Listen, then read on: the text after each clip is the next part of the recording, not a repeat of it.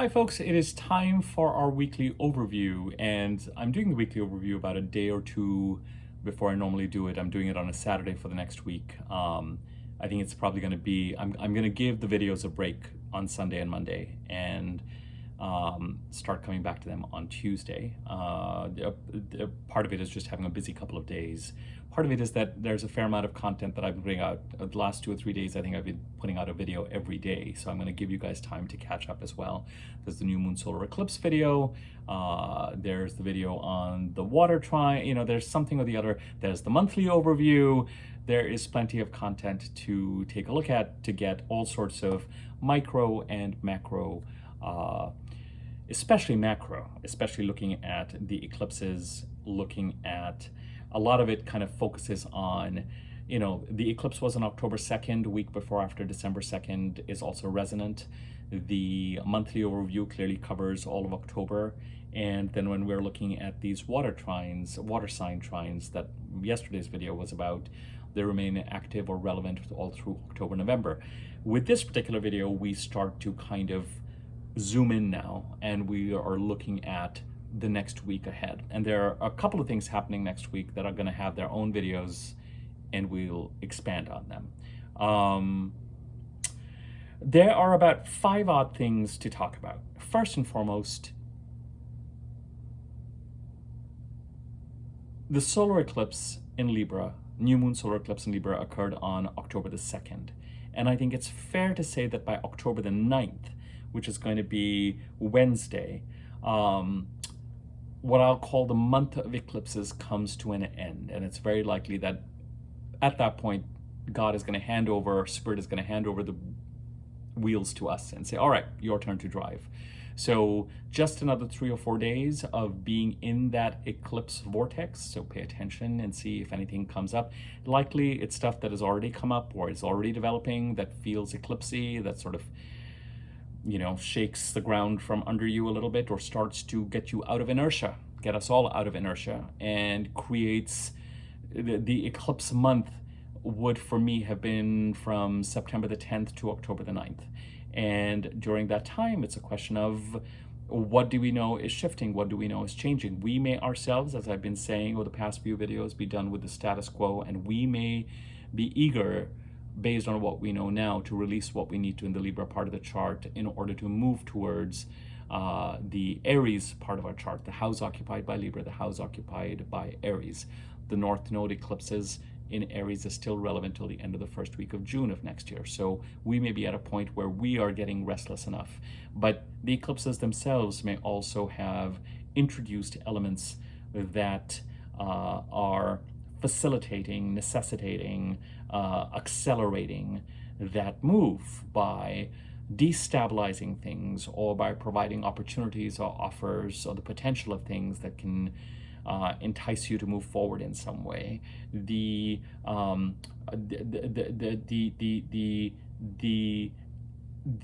areas of the chart still where there's the opportunity and the desire to move forward, and where our development is, and where some of the changes are coming from in the nature of our growth, and that we're likely to feel with a certain amount of adventure and a kind of a feeling of, yep, that's the direction that I need to go in, is going to be symbolized by the Aries part of the chart and the Taurus part of the chart. The Taurus part of the chart because we had Jupiter going over Taurus from May 23 to May 25th, 24, and during that time on April the 20th, Jupiter and Uranus conjuncted in Taurus, and that sets up, I find, about a 13-odd month period of significant change connected to the Taurus part of the chart. So, and to some extent, there could be, you know, Jupiter is now in Gemini. So if Gemini is in your 9th house, that is a whole new cycle of your vision for the next 12, 13 years that you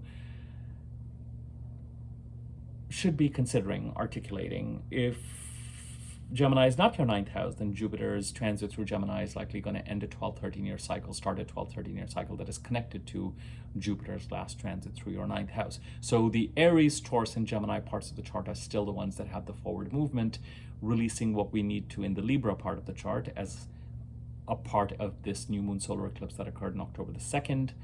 and also will likely have resonant events week before and after December the 2nd. And of course, the part of the chart where we are either being asked to structure artistic or spiritual goals, or stabilize any sort of deception or fogginess, or an inability to really feel comfortable in a stable way, managing energy leaks, managing crises, of course, in the Pisces part of the chart. And all of that remains valid and relevant. And as I said yesterday, what's interesting is that with Venus and the other personal planets getting ready to move through Scorpio, there's likely to be a certain kind of support or flow to help stabilize the Pisces part of the chart. And the edginess, or the ants in our pants, or the eclipsey, given where we are at right now, today on October the 5th, anxiety, unpredictable change, acceleration, is likely to be felt in such a way that it feels like it's propelling us towards the Aries part of our chart and asking us to release in the Libra part of the chart. So the eclipse month continues till, this is the first of 5 points in this video, continues till October the 9th. And as I say, during the eclipse month, Spirit takes the wheel, things start to happen, not happen, to precipitate change. Spirit delivers messages, Spirit kind of taps the first domino, and until we get to the next solar eclipse, which will be on March the 29th of next year, in the sign of Aries, the last of the Aries solar eclipses. This one now remains active until then. But because the next lunar eclipse is in Pisces, I'm really looking at the week before after October 2nd, week before after December 2nd, as being sort of the resonant eclipsy weeks. Although with a solar eclipse, it is said that the effect of that eclipse lasts for about 6 months until the next solar eclipse, much like a new moon. Okay, so the first thing is just be prepared that eclipsiness is going to be around till October the 9th. People's situations being eclipsed in and out of our lives, key messages around that, key signs related to that, change actually occurring. And after October the 9th, Spirit is going to hand the wheels back to us and say, all right, I've done what I've done. I've narrowed the corridors so that there's only one route that you can walk through, and now you take the wheel and start driving. Which doors remain open, which doors remain closed, which direction we're moving in. That's typically what the eclipses are about. So that's point number one. Point number two is that during this week, Jupiter goes retrograde on October the 9th, and Pluto goes direct on October the 11th. And these are the two things that are going to get their own separate videos starting Tuesday, Wednesday. As I've already mentioned to you before, I don't know that I'm going to have a lot to say that is new, because I have done videos on Pluto already, more than 2 or 3 of them. But it'll still be important for me to get the messaging on it out there. And with Jupiter retrograde, you've heard me say this before, if you have Jupiter retrograde in your birth chart, October the 9th to February the 4th, October 9th of this year, February 4th of next year, could be the time when you manifest and feel that luck is on your side, and feel like everything over the past 8 months has been a dress rehearsal, and you've been acting and things haven't quite gelled, or mistakes were made, lessons were learned, and now the next 4 months you go in the directions and take on the activities that you've been meaning to again, or start new ones, but based on those lessons and learnings while Jupiter's retrograde. Since you have Jupiter retrograde in your birth chart, things may gel and accelerate. For the rest of us who have Jupiter direct in our birth chart, we may feel that for the next 4 months, we are incorporating, going back on, reworking. There's a reason why Jupiter needs to go retrograde in this ending a 12, 13-year cycle, starting a 12, 13-year cycle in the house occupied by Gemini in your chart, and linking that ending and new beginning to the last ninth house Jupiter transit in your chart, whenever that happened. And it could very well be that there's a reason for Jupiter to go retrograde, and that will become clear to us from a general perspective. We're going to feel like we have to work that much harder to get things done, to get them to manifest, because the luck, day-to-day luck, is going to feel like it's not quite on our side. We will realize just how much we rely on a certain energy to help make things happen. And in that absence, while Jupiter's retrograde, we'll realize that we have to compensate for it, either to make sure things are getting done the way we want them to, or to take other steps, extra steps, to make sure that whatever it is that we're trying to get done actually gets done. So there's that. Pluto going direct in Capricorn is just a reminder that Pluto is in Capricorn till November 19th, finishing up his transit in Capricorn since 2008. So whatever you think you need to incorporate to make Pluto feel like he has had a successful transit and he has transformed the Capricorn part of your chart since 2008, please take this as an urgent message to incorporate those changes. I've already got, pretty recently I did an 8 or 9 minute video on Pluto in Capricorn, so you can look at my list of videos, find that. I'll try to place a link to that at the end of this video too, and at least that video should really help you, give you even greater context, and it's pretty short, about Pluto coming back into Capricorn. So that's point number 2. We have outer planets, one of which is going retrograde, one of which is going direct. And I will do videos on those as the week progresses, just as reminders and to develop these themes. The Jupiter retrograde, I want to talk about as personal planets. The Jupiter retrograde is happening at a time when the personal planets are going to move into Sagittarius. So there are going to be some oppositions that we need to consider and look at, and what those conversations are going to be all about and what they're going to be like. So that's point number 2. Point number 3 is really more about as we enter the week. Because I'm doing this on October the 5th, I want to just remind you that till October the 8th, aspects between transiting planets that are encoded into the new moon solar eclipse are still occurring. So the new moon solar eclipse in Libra squared Mars in Cancer. It was a loose square. It conjuncted Mercury, so the sun, the moon, and Mercury in Libra. Mercury a little ahead of the sun, because Mercury and the sun conjuncted on September the 30th, and the new moon was October the 2nd. So Mercury kind of barely at the time of the new moon had moved ahead from the sun, but so the new moon was conjunct Mercury. Mercury absolutely squaring Mars in Cancer. The new moon, we should consider it a square. It's a little over 5 degrees, and by that time so the idea of communication, energy, taking on projects, whether it is in the direction of the South Node eclipse, solar eclipse in Libra, which means that something in the Libra part of the chart needs to be released, and we need to work on releasing it, with the week before, after October 2nd and December 2nd playing a key role in that to help us to move in a desired direction. And that working on that, communicating around that, allows Mars to successfully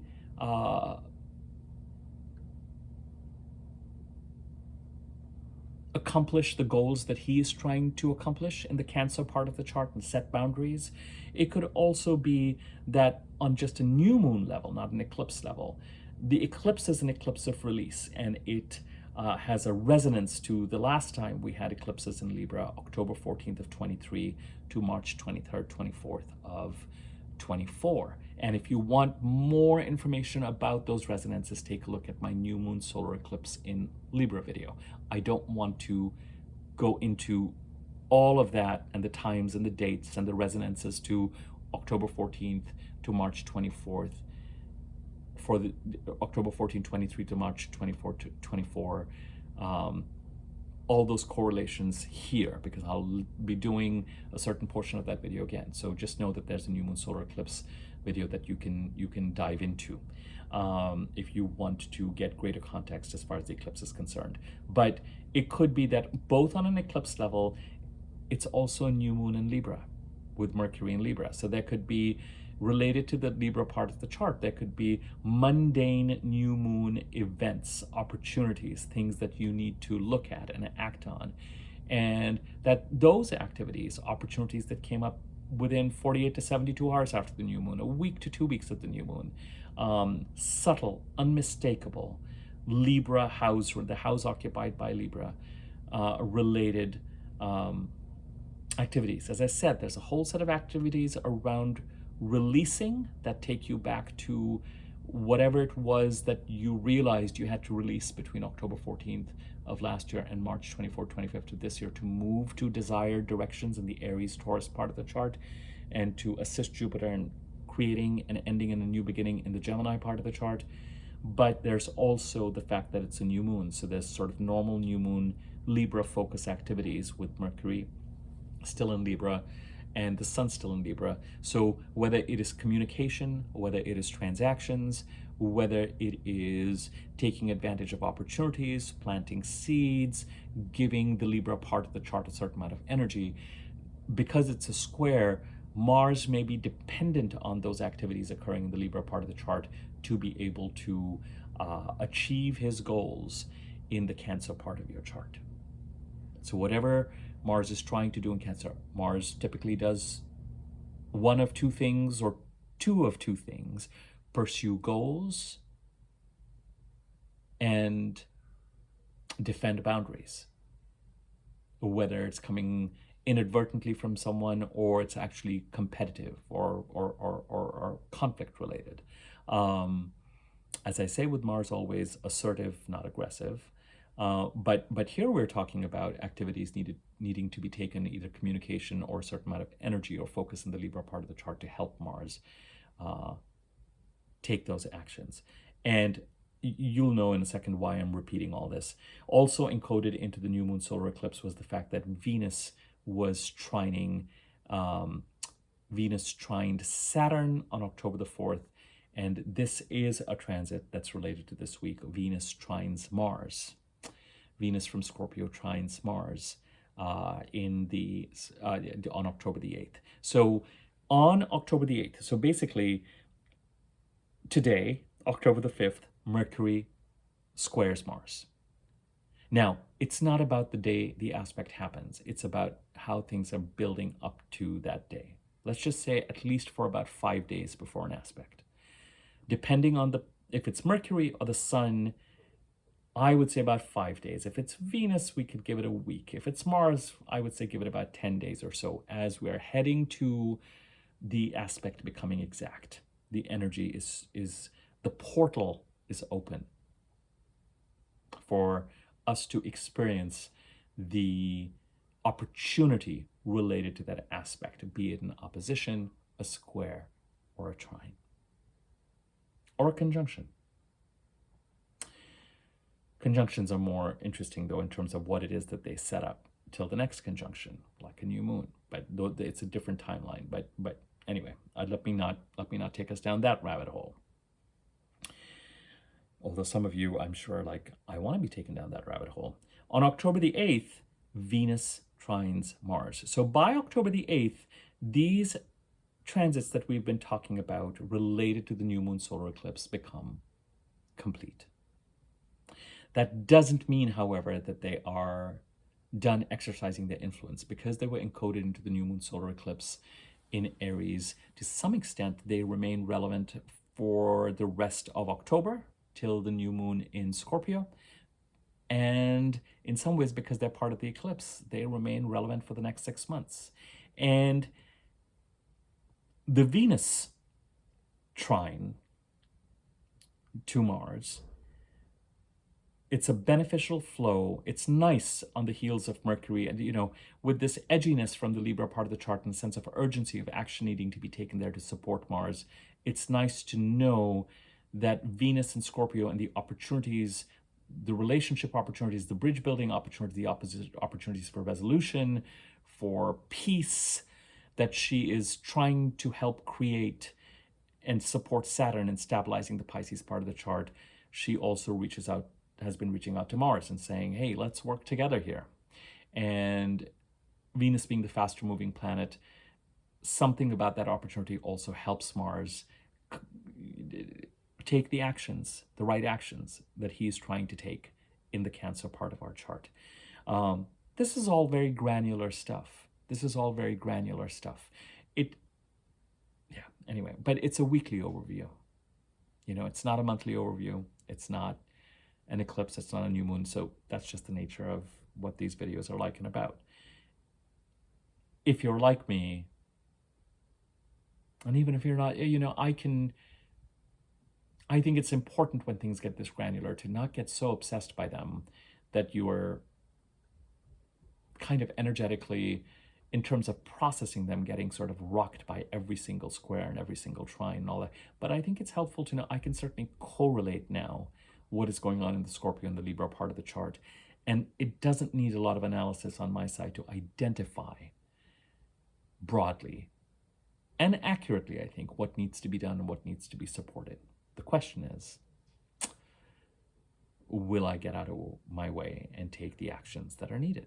And will I reach out to Venus and take her hand in the opportunities that she's creating and help try and build something constructive to help Saturn stabilize the Pisces part of the chart and help Mars in Cancer? And will I take the actions in the Libra part of the chart to help Mars do what he's trying to do for an extended period of time? Because Mars is in Cancer right now and is going to go into Leo in November, but then is going to retrograde and be back in Cancer for a couple of months in the beginning of next year, all the way till April. So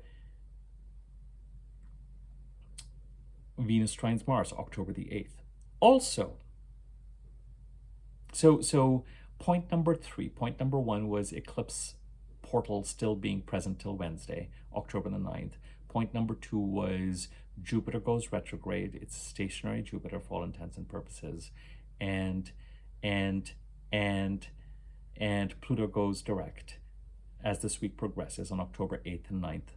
On October 9th and 10th, respectively. October 9th, Jupiter goes retrograde. October 10th, October 9th, Jupiter goes retrograde. October 11th, Pluto goes direct. And point number 3, as we enter the week, those aspects that we've been talking about start to get complete. And specifically, they have to do with supporting Mars in Cancer from the Libra and the Scorpio part of the chart. But these aspects are encoded into the energy of the new moon in Libra, and so are going to be relevant for the rest of this month and even as part of the eclipse. There are detailed videos on Venus's role in Scorpio. That's the video I did yesterday. And then there's the eclipse video that you can look at. This is just giving you a sense of what this coming week is like and about. Now, point number 4 and 5 are both connected.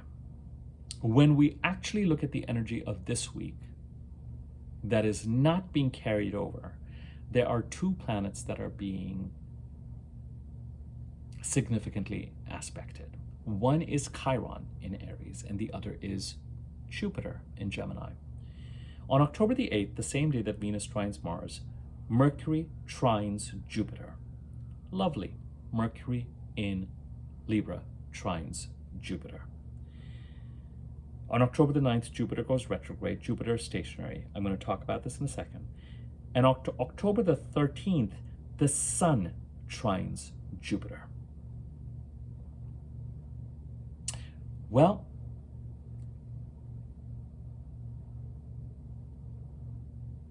this is a lovely flow of energy coming up in the Libra part of the chart between Mercury and the Sun.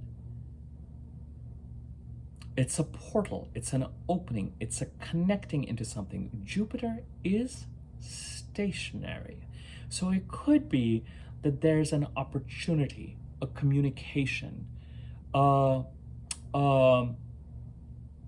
It could be that whatever you're trying to release in the Libra part of the chart is creating an awareness of that. You don't have to complete the releasing yet. We aren't in December or the week before after December 2nd. We aren't at the full moon in Libra in March, April of next year. When is the full moon in Libra next year? The reason why I'm talking about the full moon in Libra is when a new moon occurs, or a new moon solar eclipse occurs especially, a theory is that the seeds that are planted as a result of the new moon reach a certain culmination at 6 months down the line, at the full moon related to that particular new moon. So if we had the new moon solar eclipse in Libra on October the 2nd, we have the full moon in Libra on April the 12th of next year. Interesting, it takes us to this middle of April date. So that I've been talking about as an important milestone next year. So it's not that there is a solar eclipse and a corresponding lunar eclipse in Libra this time around. It was last year. October 14th of last year was a solar eclipse in Libra. March 24th, 25th was a lunar eclipse in Libra this year. So October 14th of 23 to March 24th of 24 was a discrete 6-month cycle. This time around, we have a solar eclipse in Libra on October the 2nd, and we have, let's just say, a corresponding full moon on April the 12th. And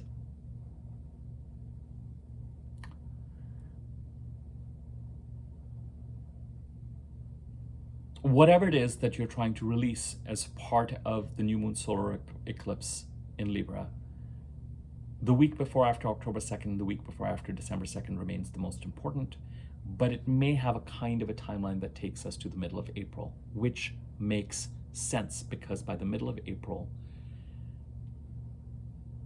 Mercury and Venus are also going direct in Pisces, and Mars, now direct, is entering Leo and leaving Cancer. So while the end of the first week of June is an overall arc that we're looking to right now, the middle of April is a kind of a, it's almost like the new manifests by the middle of April and then has to be stabilized for a couple of months after that, if that makes sense. And so having that full moon in Libra on April 12th is interesting in that regard. And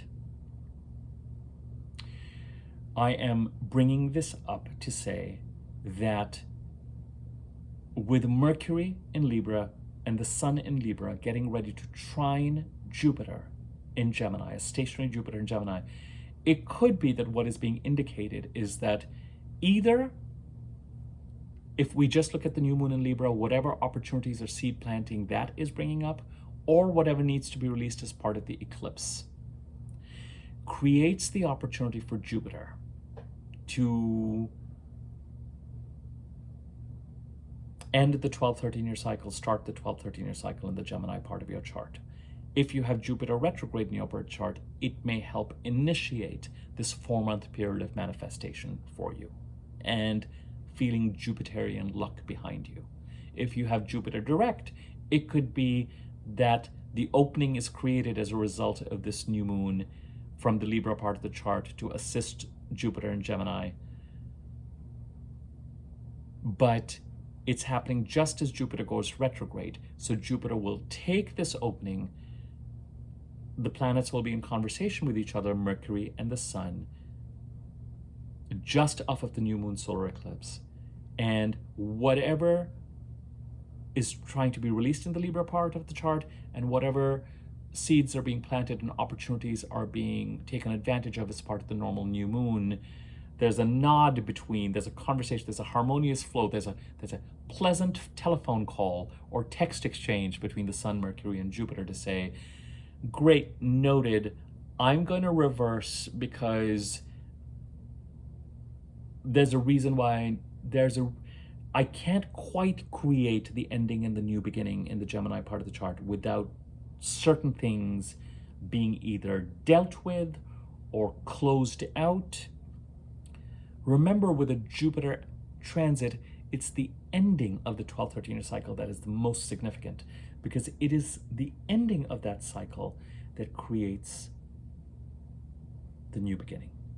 And sometimes the new beginning, all that is created under Jupiter, because after Jupiter's transit through any part of the chart sets up a new 12, 13-year cycle. Sometimes while Jupiter is still in that part of the chart, the ending manifests, and as a result of it, the space for a new beginning is created, but the new beginning does not completely manifest.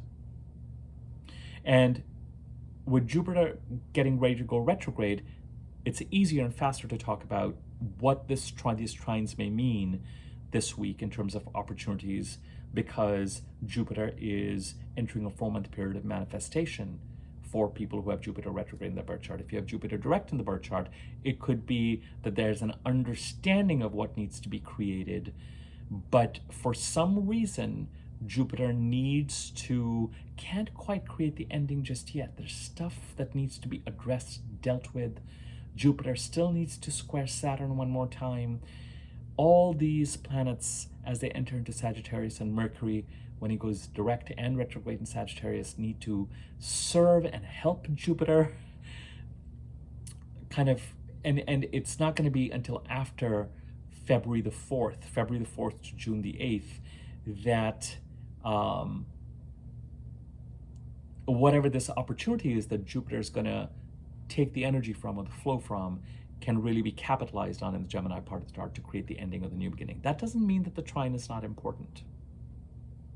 That doesn't mean that the actions that are being taken in the Libra part of the chart as part of this month of Libra, what needs to be released in the Libra part of the chart, that is a bigger deal. It is the presence of what needs to be released in the Libra part of the chart that has prevented us, thwarted us from being able to move in the direction that we have wanted to move since April, May, June, July of 2023. And as I said, on a more mundane new moon level, there could be things also that come up. Luckily, it doesn't have the edginess or the urgency of a square. And there's flow. But at the same time, pay attention to what you need to do in the Libra part of the chart and start to take action around what needs to be really, because it is contributing to. There's an easy consequence to what Jupiter's trying to do in the Gemini part of your chart. And point number 5, and the final point, Chiron in Aries. Here is what's going on with Chiron in Aries.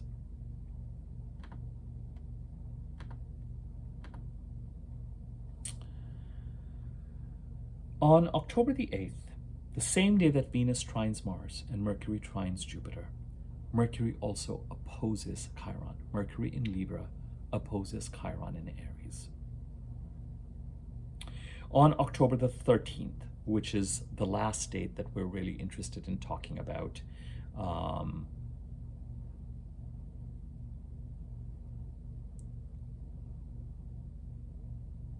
I'll include one aspect that's occurring on October 14th, but October 13th is next Sunday. On October the 13th, Mars from Cancer squares Chiron, and the Sun opposes Chiron. So we're heading to a full Chiron. Remember, dear friends, two things. That the new moon solar eclipse that we are currently, we're not currently under that new moon solar eclipse anymore. Well, okay, the new moon solar eclipse in Aries on April the 8th of this year was conjunct Chiron, not just to the degree, but to the minute. And wherever Chiron goes, he is trying to connect us back to our whole complete self that we were born with, our fully healed self. And he's trying to help us identify what in the Aries part of the chart, what wound we've been carrying, typically since childhood, what separated, what created this, what cleaved something in us that we are not completely strong and powerful in our power in the Aries part of the chart. And it's an important milestone in this journey of moving towards the Aries part of the chart and the Aries North Node eclipses and this timeline that takes us to the end of June of next year. Because the implication is certainly that between April the 8th and at least October the 2nd, the next solar eclipse, which is in Libra, just happened, or maybe even the full moon in Aries because it's the corresponding full moon to the new moon solar eclipse on April the 8th. That full moon in Aries, let me just give you the exact date, is on October the 17th. And it's really interesting to me that as we head to October the 17th, all the way till the 13th, we have Chiron this week. Out of all the planets that are being aspected, it's really Chiron who is being heavily drawn into the conversation right before the full moon in Aries. And it could be that some of the things that you associated or have associated with the new moon in Aries, new moon solar eclipse in Aries on April the 8th, reach a kind of culmination point as you head to the October 17th Aries full moon, which is conjunct Chiron. It's not an approaching conjunction, but on its way to becoming full, the moon conjuncts Chiron.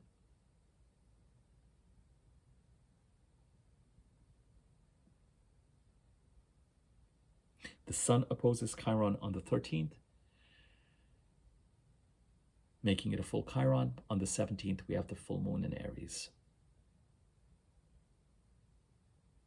Prior to that, on October the 8th, Mercury opposes Chiron.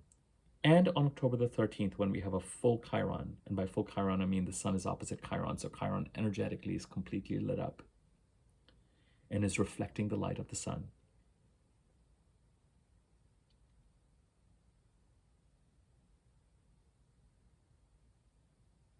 Mars on October the 13th from Cancer squares Chiron, and Mars is going to square Chiron 3 times. This is the first of these 3 squares because Mars is direct right now. When Mars goes retrograde, he'll square Chiron. When Mars goes direct again, he'll square Chiron.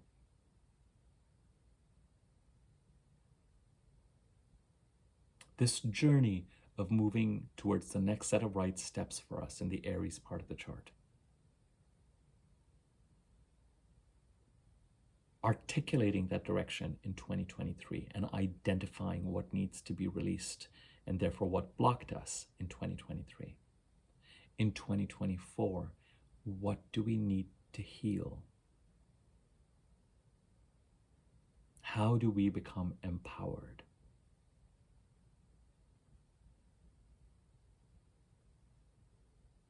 And between September 2nd of this year, but especially after October 2nd of this year, this energy of, all right, let's make one based on everything we know, now that everything is clear and we are on our way to being healed. Let's take this arc to the end of the first week of June of next year and make a go of it. What about the status quo in the Libra part of the chart needs to be released, is stagnant, and what do we need to do in order to move in the right direction in the Aries part of the chart? Now, the next Aries solar eclipse is on March the 29th, and the week before and after May the 29th will carry a lot of energy. This is next year. For some people, that eclipse will be exercising its influence for 6 months after March 29th. For me, it's more about getting to the end of the first week of June.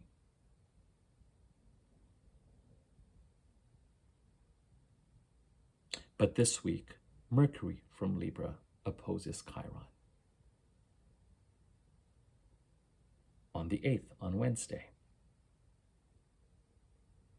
From the Libra part of the chart, is there a set of conversations? Is there a kind of processing that we're doing, that we need to do, that takes into account when you have an opposition, the faster moving planet, in this case Mercury, and even the sun, they need to serve the slower moving planet. The slower moving planet checks them. It says, I see you crossing by. I need something from you. Stop. It's a tug of war. It's an energetic, it's a little bit like my cat trying to get my attention when he knows I've woken up in the morning. It's like, okay, you're awake, now feed me. Or somehow he knows when I'm getting to the end of a reading, or somehow he knows to wait when I'm doing a video and not really interrupt me that much. But once I'm done with the video, when I hit that stop button, he's back. Hey, this is what I need next. Or hey, you're done talking, I'm just here to say hi. It's like that thing of saying, just a second, I need you. And I expect you because I see you are now in my line of sight to do something for me. So Mercury opposing Chiron. Is there a set of communications in the Libra part of the chart? Again, you have to look at the Libra part of the chart through the lens of the new moon solar eclipse and just the new moon. What needs to be released in the Libra part of the chart that made its presence totally clear to you after October the 14th of last year, and that is preventing you from moving in a desired direction? And other mundane new moon opportunities in the Libra part of the chart that you need to also act on. That may not be a question of releasing. It could even be things that are helping you move forward.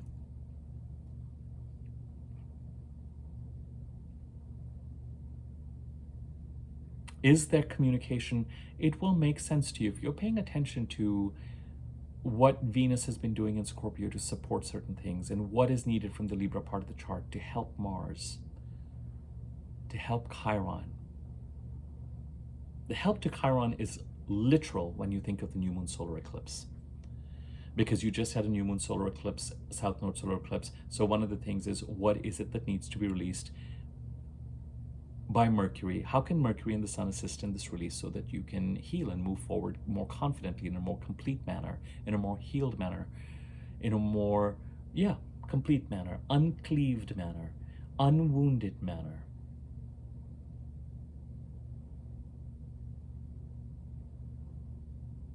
With the clarity of your most authentic self towards the Aries part of your chart.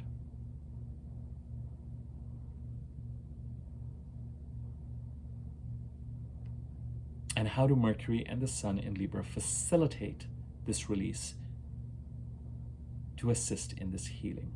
And certainly with the Sun opposing Chiron, there's also this idea or notion of becoming very present, very aware, because it's a full Chiron,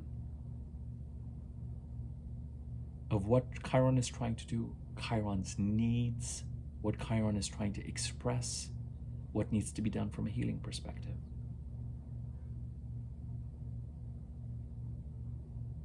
On various fronts, there could be opportunities that help with this healing process. There could be opportunities related to the new moon solar eclipse in Aries on April the 8th, that as you head to the full moon in Aries on October the 17th, that are part of this healing, part of this, here it is. This is the direction you need to move in the Aries part of the chart.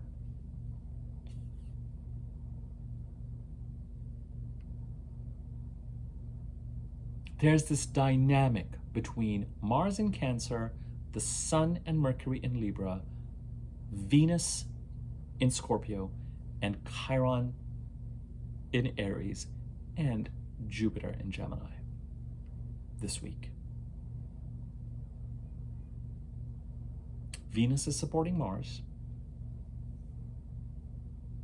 The Sun and Mercury have to do something to help Mars do whatever it is that he's trying to do. In the process of what they're doing, they are creating a path of alignment for Jupiter and Gemini. And in whatever it is that they're doing, they are honoring and taking steps towards healing what needs to be healed in the Aries part of the chart.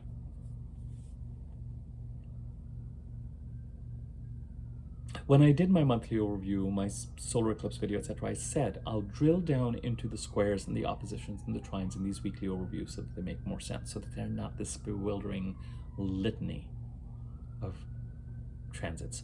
The only other transits that are happening this week, they're important enough. On the 13th, Mercury, just before he moves into Scorpio, is going to square Pluto. And aspects to Pluto are always felt. So again, something through communication, either related to the new moon solar eclipse of release or just the new moon in Libra, is going to help Pluto complete his transformation in the Capricorn part of the chart. And that's it. So to summarize this week in terms of the aspects,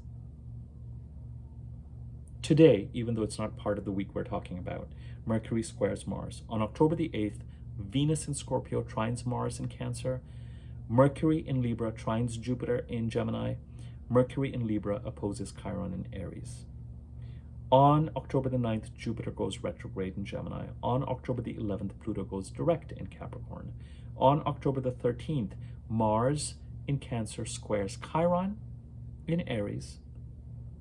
So some of what Mars is trying to do in the Cancer part of the chart, both in moving towards goals related to the Cancer part of the chart, the house occupied by Cancer, and setting boundaries, assists the healing and the coming together in completeness in the Aries part of the chart as a result of what Chiron is trying to do. On October the 13th, Mercury in Libra squares Pluto just before he moves into Scorpio on the same day. And on that day, the Sun in Libra opposes Chiron in Aries, and the Sun in Libra trines Jupiter in Gemini. And just going on one day the following week, on October the 14th, the Sun in Libra squares Mars in Cancer. It's a pretty coherent week. There's all eyes on the new moon solar eclipse in Libra, and the Sun and Mercury, who were intrinsically involved in that new moon, needing to act both in the direction of releasing what needs to be released in Libra, and also as part of the new moon in the month of Libra, planting the seeds, taking advantage of the opportunities as part of the annual Libra time of the year. And in doing that, they help Mars in Cancer achieve goals, set boundaries. They directly contribute to Jupiter in Gemini, ending and creating a 12, 13-year cycle. They assist in whatever those actions are being taken, are in direct conversation with Chiron in Aries. Such a key player when it comes to the April 8th Aries new moon solar eclipse, leading up to the October 17th Aries full moon. Mars also needing to, whatever it is that is being done here from the Libra part of the chart supporting Mars, is going to then help Chiron. You know, we're getting to this kind of this you know, the full moon on the 17th squares Mars. So as I said, there's this conversation once again. Sun, Mercury in Libra, following after the new moon and new moon solar eclipse. Venus in Scorpio, creating her blessings there. And as I said in yesterday's video about the water sign trines, it's just the beginning of this. How can Venus and other planets coming into Scorpio, Mercury is getting ready to come into Scorpio at the end of this week that we're talking about, on October the 13th. So Mercury will then get in line to trine Saturn, trine Neptune, oppose Uranus, but then also trine Mars. Right now, today, Mercury is squared Mars. So Venus is laying the groundwork in Scorpio. But on October the 8th, she trines Mars. Chiron in Aries, demanding attention, Let's make this last solar eclipse on April the 8th successful. Understand where you were wounded in a very primal way and how healing that will really help you more confidently, more strongly move towards the Aries part of your chart.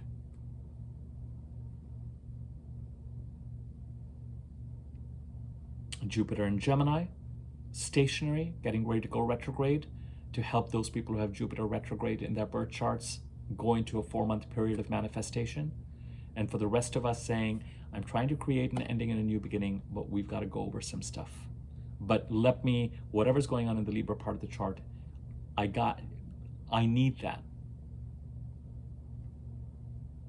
And Mars in Cancer, involved in this kind of T-square situation, where Mars in Cancer needs the Sun and Mercury in Libra to support him, and he is getting ready to support Chiron.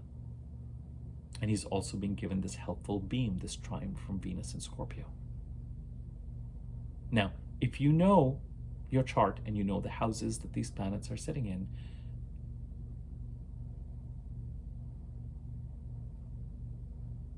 I feel pretty confident that I don't think, maybe it's just me because I'm so used to reading charts that I don't think it's hours of analysis on your part to get clear on what all of this is about.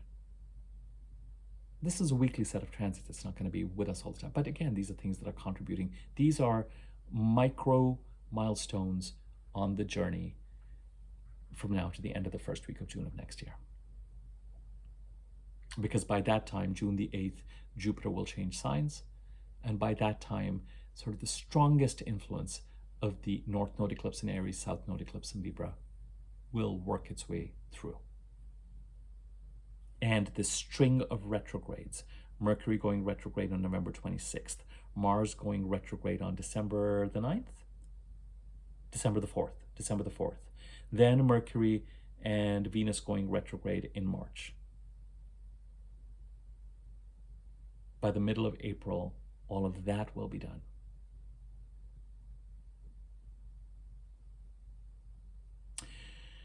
As some of you know, I am running two $50 30-minute specials. If you would like to get a sense of how the eclipses are affecting your birth chart, the Aries Libra eclipses, the Pisces Virgo eclipses, I'm running that special till October the 10th. You can get in touch with me before October the 10th. We don't have to schedule the appointment by October the 10th.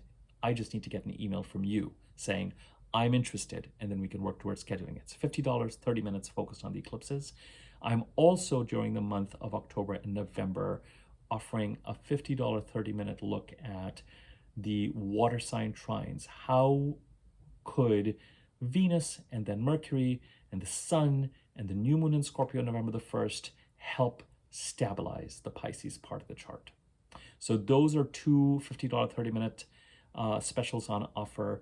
The focusing on a single topic, a part of the chart, 30-minute reading is also available. The rates for that are going to be different. And then my normal readings that I offer clients, which are more holistic, more complete, covers all this stuff and more, of course, for about 60 to 75 minutes, are also available. If you're interested in finding out information on any of those or booking anything specifically, you can use the email address in the description box below, and I will get back to you. I have by now responded to all inquiries related to readings.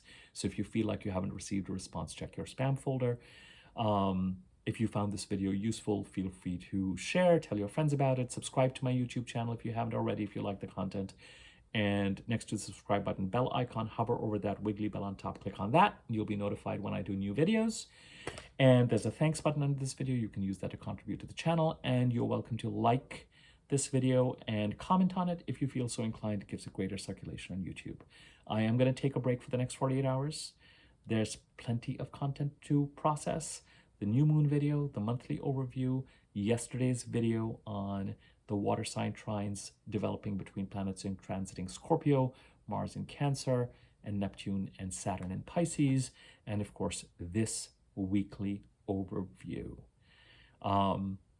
Next, I'm going to do a slightly deeper dive in Jupiter retrograde, Jupiter going retrograde, and then followed by a quick reminder related to Pluto going direct. And we'll carry the hell on. All right, thanks. Take care. Just eclipse. Just the eclipse month is not done till about Wednesday. So pay attention to how the eclipses are clarifying, confirming, getting you out of your inertia. And I would hazard to say that they're doing it so that you can move towards the Aries part of the chart and release what you need to in the Libra part of the chart. All right, we will leave it at that. Thanks. Take care.